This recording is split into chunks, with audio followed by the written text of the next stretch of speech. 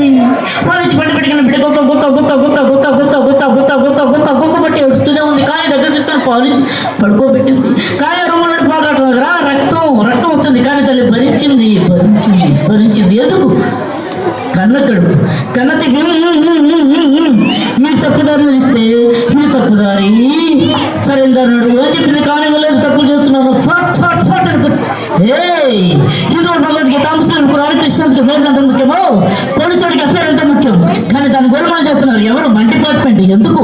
అక్కడోడు ఇక్కడోడు ఇక్కడోడు అప్పుడు లంచం లంచం లంచం ఆ కొడుకులు. ఓకే రాకండి.